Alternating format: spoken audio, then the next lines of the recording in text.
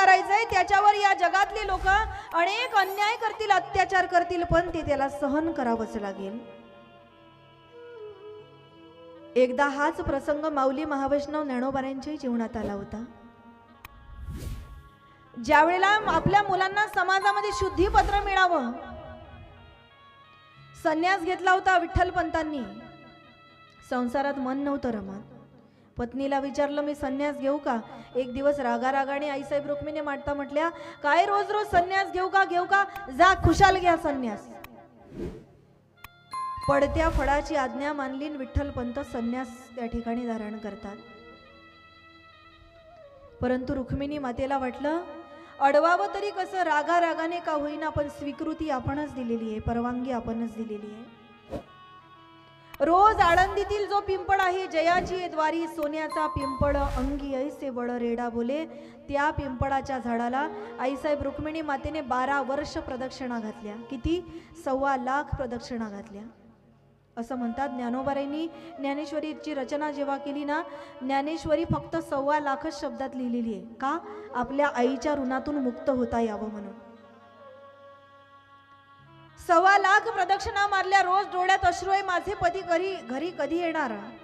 एक दिवस काही साधू संत महात्मे भेटले, नमस्कार केला, आशीर्वाद मिळाला, इष्टपुत्र सौभाग्यवती भव. रडायला लागली रुक्मिणी माता, महाराज तुमचा आशीर्वाद मी खरा समजायचा की खोटा समजायचा? म्हणे, आई असं का विचारतेस? आजपर्यंत या साधूच्या मुखातून निघालेलं वाक्य कधी खोटं झालं नाही, कधी खोटं झालं नाही. पण महाराज 12 वर्ष झाले माझे पती घर सोडून निघून गेले, तुम्ही मला इष्टपुत्र सौभाग्यवतीचा आशीर्वाद दिला, हे वचन पूर्ण तरी कसं होणार? चिंता करू नको, येईल तुझा पती घरी. त्याची खूण मला सांग, दिसायला कसा आहे? काय सांगू महाराज, चेहऱ्यावरती लख असं तेज आहे, ओझरती वाणी आहे, डाव्या खांद्यावर तुळशी पत्र आहे. असं जेव्हा म्हटलं, अरे पाहिलंय मी याला, कुठंतरी पाहिलंय. चिंता करू नको, तुझा पती नक्की घरी येईल. आणि एक दिवस विठ्ठलपंत ज्या वेळेला घरी आले, संसाराचा स्वीकार संन्यास घेतल्यानंतर केला. नियम असा आहे महाराज, एखाद्या व्यक्तीने जर संसार स्वीकारला तर संसारी व्यक्ती संन्यास घेऊ शकतो, पण संन्यास घेतल्यावर त्याला पुन्हा संसारात येता येत नाही, हा संसाराचा नियम आहे. विठ्ठलपंतांनी संन्यास घेतला, गुरुच्या आज्ञेवरून पुन्हा संसारामध्ये आले. परंतु या समाजाने त्यांना वाडीत टाकून दिलं, गावाच्या बाहेर काढून दिलं. सिद्धबेटावरती झोपडी बांधून राहायला लागले विठ्ठलपंत. संसाराला आरंभ झाला आणि या संसाराच्या वेलीवर 4 फुलं उमलले महाराज. निवृत्ती, ज्ञानदेव, सोपान आणि मुक्ताबाई. संसारातून माणसाची निवृत्ती व्हावी म्हणून पहिले निवृत्तीनाथ झाले. एकदा संसारातून निवृत्ती झाली की ज्ञान माणसाला प्राप्त होतं म्हणून दुसऱ्यांदा ज्ञानदेव आले. एकदा माणसाला ज्ञान प्राप्त झालं की मोक्षाचा मार्ग सोपा होतो म्हणून तिसरे सोपान काका आले. आणि मोक्षाचा मार्ग सोपा झाला की मुक्ती प्राप्त होते म्हणून चौथ्यांदा मुक्ताबाई आल्या. तरी या समाजाने त्यांचा स्वीकार केला नाही. आज विठ्ठलपंतांना दुःख या गोष्टीचं वाटत होतं, माझं झालं ते झालं, पण माझ्या मुलांना यांची मुंज व्हावी, यांना चांगले संस्कार मिळावे, यांना शुद्धीपत्र मिळावं. पैठणला गेले महाराज. पैठणच्या ब्राह्मण मंडळींना भेटले, ते सांगतात यावर एकच उपाय आहे, देहांत प्रायश्चित्त. ते मायबापच असतात जे आपल्या मुलांसाठी स्वतःचे प्राण सुद्धा बलिदान करतात. विठ्ठलपंत तयार झाले. एक दिवस हा विचार आईसाहेब रुक्मिणी मातेला सांगितला. रुक्मिणी माता म्हटल्या, जशी मी तुमची सुखाची साथी आहे तशी मी तुमच्या दुःखाचीही साथी आहे. देहांत प्रायश्चित्त तुम्ही एकटे नाही, मी पण तुमच्या बरोबर घेणार. एक दिवस स्वयंपाक तयार केला. मुलांना कुठली कल्पना नाही. स्वयंपाक तयार केला. मुलांना एक एक घास भरवायला लागल्या. स्वतःच्या हाताने कंठ दाटून आलेला आहे. नेत्रातून घडघड घडघड घडघड अश्रू व्हायला लागलेले आहे. मनामधून प्रार्थना चाललेली आहे, हे पंढरीच्या राया, पंढरीच्या पांडुरंगा, आजपासून तूच आमच्या लेकरांचा मायबाप आहेस बाबा.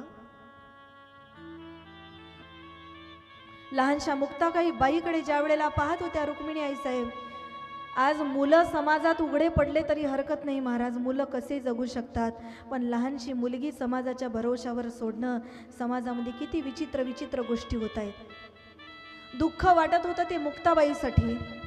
लहानशी आहे, 5 वर्षाची मुक्ताबाई आहे, किती लहान आहे।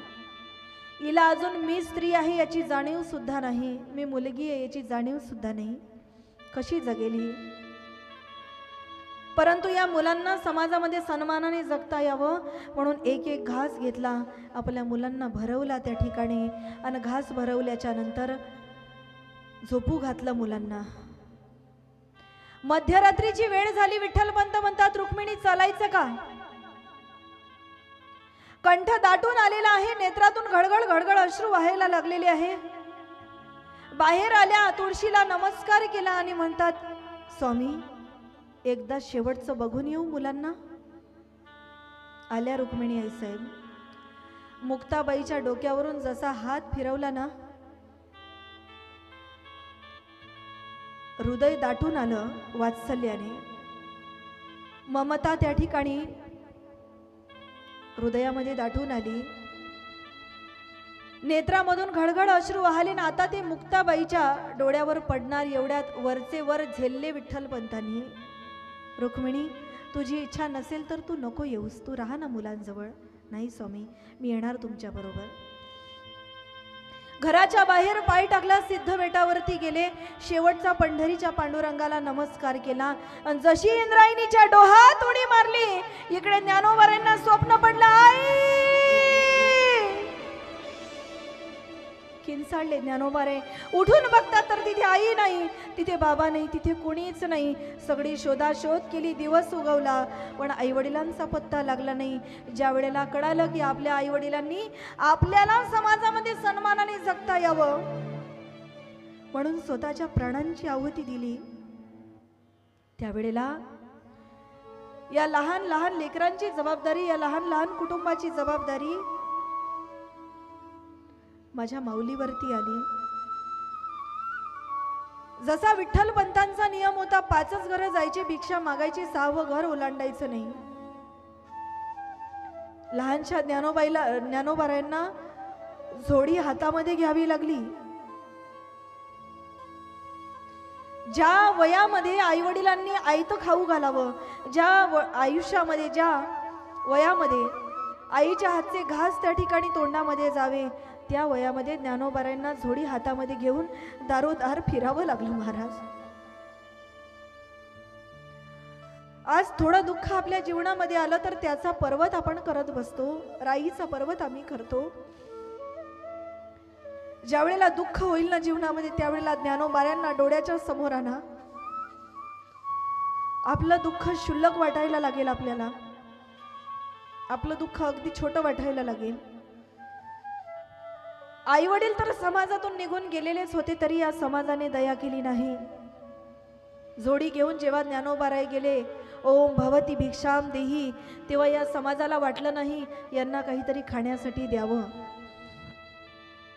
एखाद्या व्यक्तीला दया आली तर ते कोरांना वाढायचे, पण बाकीचे लोक कोणी शेण चिखल माती दगड जे जे हातात येईल ते टाकायचे। योगी पावन मनाचा, शेण चिखल माती दगड जे जे मिळेल ते त्यामध्ये टाकायचे। एवढ्यावर लोकांचं समाधान झालं नाही, त्या जोडीमध्ये काही लोकांनी थुंकायला सुद्धा कमी केलं नाही।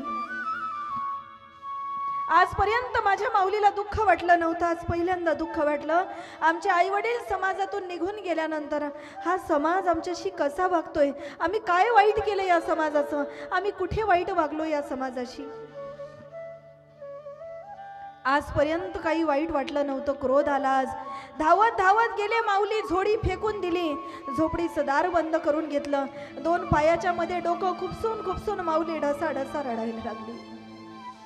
अशा वेळेला हा प्रकार मुक्ताबाईने पाहिला, ती जोडी हातामध्ये घेतली आणि जोडीमध्ये काय आहे म्हणून पाहिलं, अरे रे काय समाज आहे हा, नाही भिक्षा द्यायची नका देऊ ना, नाही कोणासाठी चांगलं करता येत नाही करायचंय, पण कमीत कमी आपल्यामुळे कोणाला दुःख होईल, आपल्यामुळे कोणाच्या डोळ्यातून अश्रू पडेल असं तरी माणसाने कधी वागू नये. हे मुक्ताबाईने ज्या वेळेला पाहिलं, मुक्ताबाईला अत्यंत वेदना झाल्या. पण ती लहानशी मुक्ताबाई ज्ञानाच्या अवताराला, महाविष्णूच्या अवताराला उपदेश करायला लागली. दादा, योगी पावन मनाचा, साहे अपराध जनाचा. विश्व रागे झाले वन्नी, संती सुखे व्हावे पाणी. दादा, हे विश्व जे आहे ना, हे रागाने क्रोधाने पेटलेलं आहे.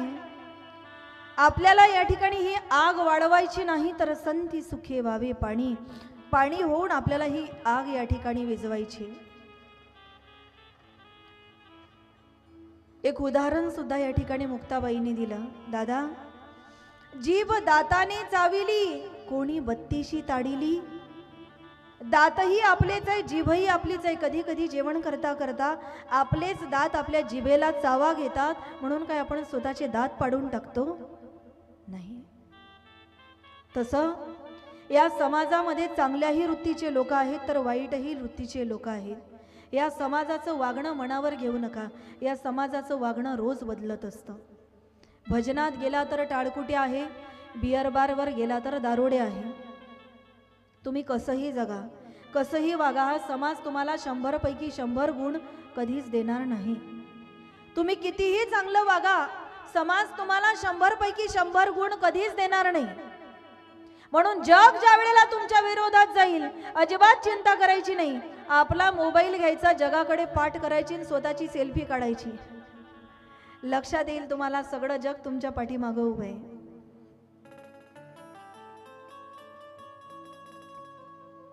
माणसाचा दृष्टिकोन बदलायला पाहिजे. ऑपरेशन दृष्टीचं होतं, दृष्टिकोनाचं नाही. या समाजात असे अनेक लोक आहेत जे स्वतःही काही करत नाही, दुसऱ्याला काही करू देत नाही. अशा लोकांकडे दुर्लक्ष करायचं. जीवनामध्ये सुखी होण्याचा एक मंत्र आहे, सांगू का तुम्हाला? हो की नाही? झोपल्या की जाग्या आहात?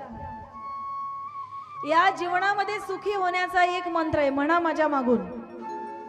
ओम दुर्लक्षाय नमो नमः. हा महामंत्र आहे. दुर्लक्ष करा. कारण तुम्ही भुंकणाऱ्या प्रत्येक कुत्र्याला जर बिस्किट टाकत बसाल तर ते कुत्र तुम्हाला समोर जाऊ देणार नाही. म्हणून पाठ फिरवा आणि निघून जा. हाथी चले बाजार, कुत्ते भोके हजार. असो ज्याचे त्याचे माथा, आपण करावी ते कथा. असं काही नाही, समाजातले लोक तुम्हालाच नावं ठेवतात. माझ्या मागे, माझ्या पाठीमागे माझ्या पण बद्दल वाईट बोलणारे लोक असतीलच समाजामध्ये. पण ज्या दिवशी परमार्थात पाऊल ठेवलं ना मी आणि संतांचे विचार ऐकले, त्या दिवशीच मनाला ठरवून घेतलं, काही म्हणालं तरी चालेल जग. आपल्याला माहिती आहे आपला मार्ग चांगला आहे. बाकी जगातील लोकांनी काही म्हटलं तरी कोणाच्या बोलण्याकडे लक्ष द्यायचं नाही, नाहीतर आपल्याला समोर जाता येणार नाही. दुर्लक्षाय नमो नमः हाच मंत्र पाठ करायचा आणि तोच मंत्र घेऊन चालायचा. तेव्हाच जीवनात सुख मिळेल, तेव्हा जीवनात आनंद मिळेल. म्हणून मुक्ताबाईने उपदेश केला. दादा, जीभ दाताने चाविली, कोणी बत्तीशी ताडिली. थोर दुखावले म्हणा पुढे उदंड शहाणे. आज तोच उपदेश शमीक ऋषी शृंगीला देतायत. तू चुकलास, तो राजा आहे, चांगला वागणारा आहे, एखाद्या दिवशी वाईट वागला म्हणून काही त्याला शाप द्यायचा? तू चुकलास बाळा. सेवकांना पाठवलं, राजा परीक्षितीला कळालं.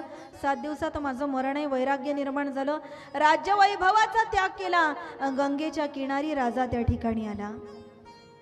गंगेच्या किनारी अनेक साधू संत ऋषी मुनी मंडळी आले. का? कारण परीक्षिती राजाचे सर्वांबरोबर संबंध हे फार चांगले होते. राजा म्हटला, मी मरणाला घाबरत नाही, पण माझा मृत्यू मंगलमय व्हावा यासाठी काहीतरी उपाय केला पाहिजे. सर्वांनी त्याच ठिकाणी नामस्मरण चिंतन चालू केलं. आणि असं म्हणतात, भगवान परमात्म्याच्या स्वरूपाने सूतजी महाराज त्या ठिकाणी आले. बोलिये सूतजी महाराज की, शुकदेवजी महाराज की.